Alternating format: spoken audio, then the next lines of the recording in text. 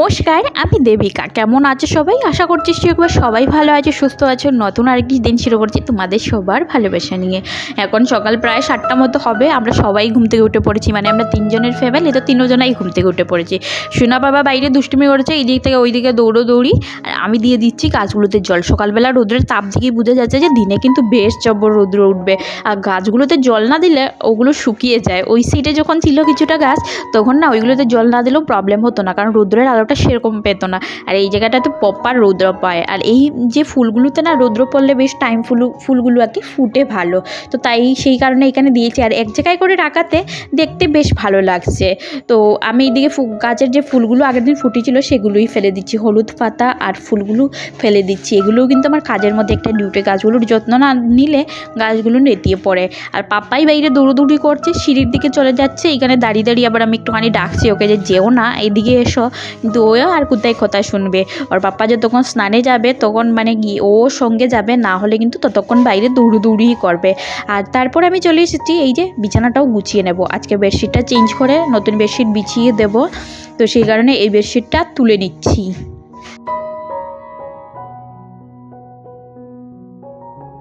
তো আমি এখানে দেখো বিছানাটা ভালো করে ছেড়ে নিয়েছি বেডশিটটা তোলার পর। তারপর আলমারি থেকে আরেকটা বেডশিট বের করে এখানে সুন্দর করে বিছিয়ে নিচ্ছি। আসলে বেডশিটটা টান করে ঘরে বিছিয়ে না রাখলে অর্ধেকটা ঘরই এলোমেলো মনে হয়। ঘরের অর্ধেকটা জায়গা কিন্তু ওই বিছানায় নিয়েছে, তাই মানে বিছানার উপর একটুখানি বেশি অ্যাট্রাকশন হয় জাগে। এই যে আমার রুমের মানে বিছানাটা না বেশি বড় একটুখানি, তাই দেখো পুরো রুমটা দখল করে নিয়েছে। রুমে আর জায়গাই নেই। রুমে যদি আর একটুখানি জায়গা হতো তাহলে ঠাকুরের কুর্সি আর কি মন্দিরটা আমি উপরে তুলে রেখেছি, সেটা এখানে নিচে রাখতে পারতাম। তো জায়গা না থাকার কারণে উপরে রাখতে হয়েছে। আগের দিনের ধোয়া কিছু কাপড় তুলে রেখেছিলাম যেগুলো ভাঁজ করিনি, তো এখন আমি সুন্দর করে ভাঁজ করে নিচ্ছি।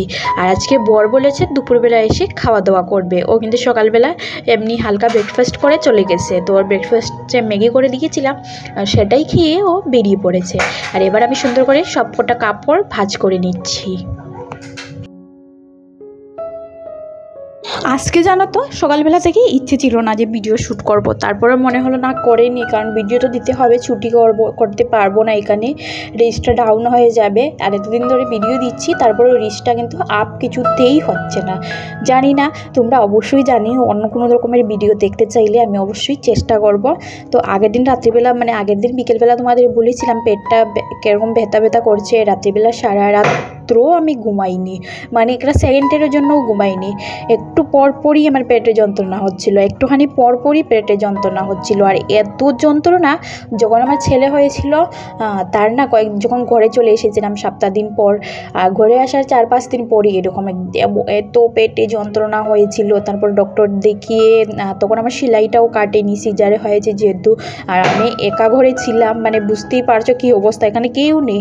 তো আমাদের মানে একদম ছাদে যে দিদি থাকে, দিদিকে ডেকে এনে ওনাকে নিয়ে আমি ডক্টরের কাছে গিয়েছিলাম। বড় ডিউটি চলে গিয়েছিল, কারণ ও ছুটি নিতে পারছিল না। এর আগেই ছুটি করে নিয়েছিল কয়েকদিন, যেহেতু হসপিটালে ছিলাম আমি তখন।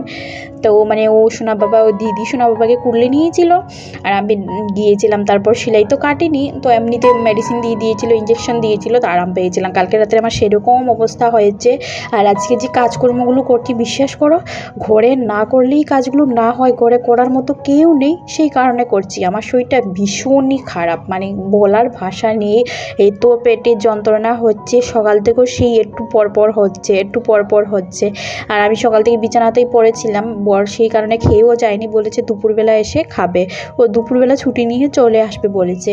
আর তারপর আমরা ডক্টর দেখাতে যাব বলে গেছে। তো আমি ভাবলাম চলো, ঘরের কাজগুলো না করলে না ঘরটা এত এলোমেলো হয়ে যায়, একদমই ভালো লাগে না। সেই কারণে কাজগুলো করছি। ভাবলাম চলো ভিডিওটাও শ্যুট করে নেই, পরে না হয় এডিট করে দিয়ে দেবো। এই আমার অবস্থা, কি আর বলবো। পেটে এত যন্ত্রণা হচ্ছে, কেন হচ্ছে জানি না। ওই আমার মনে হয় আগের বারও না পেটে ইনফেকশন হয়েছিল, তখন তো সিজারের পেশেন্ট ছিলাম, মানে সেলাইও কাটেনি। তখন আমি খেয়েছিলাম একটুখানি রিচ খাওয়া দাওয়া হয়েছিল বোধহয়, সেই কারণে বলতে পারবো না। আর এখনও মানে কালকে দুপুরবেলায় মাছ খেয়েছিলাম না, পাঙ্গাস মাছ, আর সেইটা খাওয়ার কারণেই আমার এরকম হচ্ছে। এত শরীর খারাপ কি বলবো। জাগে আমি টুকটুক করে ঘরের কাজগুলো ধীরে সুস্থে করে নিচ্ছি। তো মোটামুটি ঘর গোছানো কাজগুলো হয়ে গেছে, রান্নাবান্না করিনি। আর এখন বেলা প্রায় অনেকটাই হয়েছে। পাপাইকে একটুখানি দুধ খাইয়ে দিয়েছি ওটসের সঙ্গে, আর আমি তো কিছুই খাইনি, আমার খেতে ইচ্ছেও করছে না, রীতিমতো ভয় করছে, তো পেটে যন্ত্রণা, তারপর খাওয়া দাওয়াগুলো কীরকম করব। রাত্রের যে বেশ বাসন ছিল সেগুলোই এখন মাজছি। রাত্রিবেলা তো আর কি বলবো। আর এখন দেখা যাক, সেদ্ধ ভাত করেছিলাম রাত্রিবেলা, সেটাই খাওয়া হয়েছে। তো এখন দেখা যাক কী রান্না করি। ফ্রিজে বাঁধাকপি রাখা আছে, তবে স্নান টান করে আসি আগে, তারপর করব।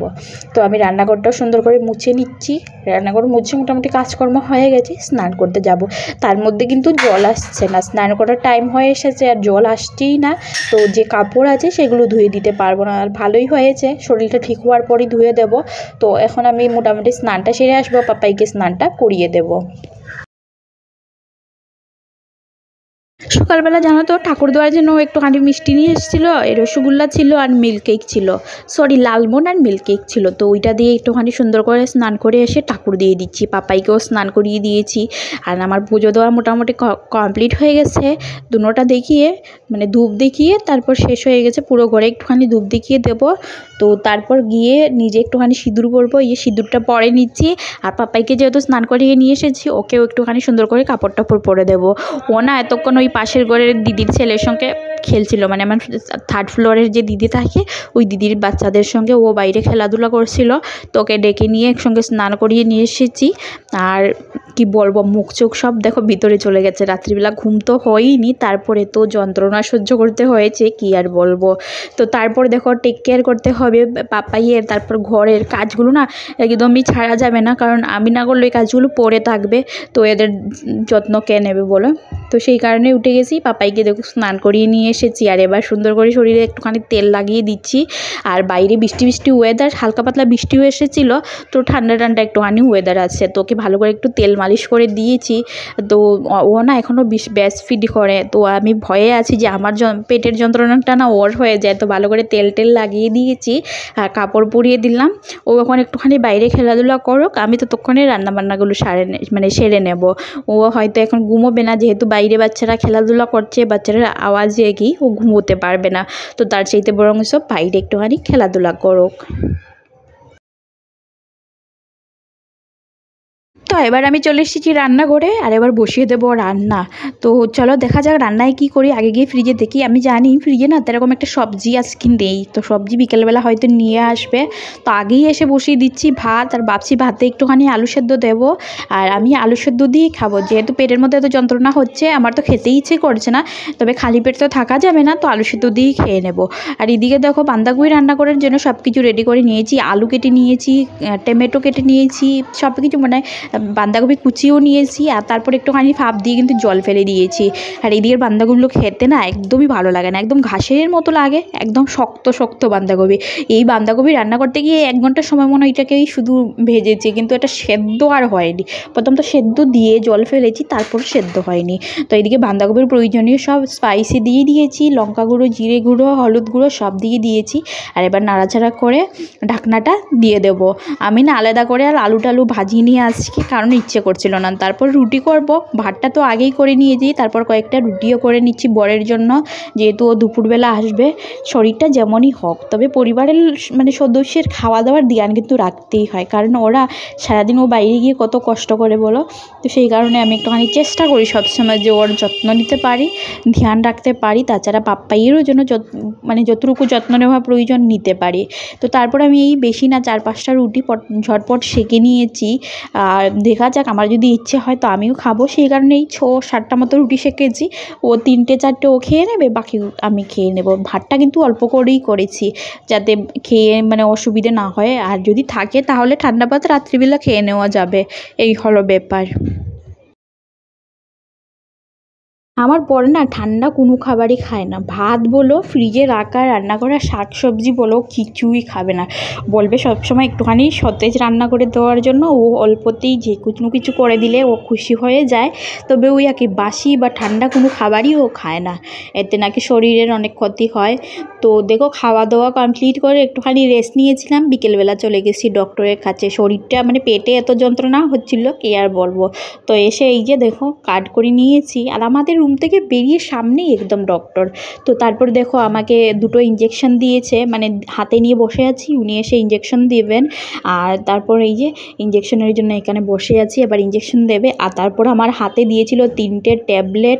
আর ইঞ্জেকশনটা দেওয়ার পর কি বলবো, আমি কিছু চোখেই দেখতে পাচ্ছিলাম না। তো 3টে ট্যাবলেট দিয়েছিল যে এটা সঙ্গে সঙ্গে খেতে হবে। তো আমি এখানে এসে ভিতরে, ওনাদের এখানেই সিস্টেম আছে, ভিতরে এসে একটুখানি ট্যাবলেটটা খেয়ে নিয়েছিলাম। 3টে ট্যাবলেটই একসঙ্গে খেয়েছি, জল নিচ্ছিলাম এখানে। আর রীতিমতো চোখে সব কিছু ঝাপসা দেখছিলাম ইঞ্জেকশন নেওয়ার পর, মানে আমি ভয় পেয়ে গিয়েছিলাম। আমাকে উনি যখন আমি বসেছিলাম তখন বলেছেন ইঞ্জেকশন দেওয়ার পরে আর কি যে ওনার পাশে তো আরও স্টাফ আছে, তো স্টাফ জিজ্ঞেস করেছিল যে মানে মাথাটা ঘুরোচ্ছে না। তো আমি বলেছি যে না, তখন কিছু বুঝাচ্ছিল না। আর তারপর আমি যখন দেখছিলাম একটুখানি পরে সব ঝাপসা, কিছুই দেখতে পাচ্ছিলাম না। তো কোনো রকম করে ঘরে চলে এসেছি। আর ভাবছিলাম হয়তো কী হয়েছে, এমনিতেই মনে হয় চোখের প্রবলেমে ভুগবো, আর তারপরে যদি চোখে কোনো প্রবলেম সত্যিই কোনো হয়ে যায় তাহলে ফোনের মধ্যে তো কোনো লেখাই দেখতে পাচ্ছিলাম না।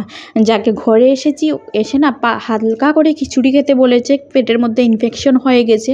তো পাতলা করে শুধু ডাল আর চাল দিয়ে জিরে ফোড়ন দিয়েছি, আর হলুদ আর স্বাদ মতো নুন দিয়ে খিচুড়ি করে খেয়েছি, তারপরে এই ওষুধটা খেলাম।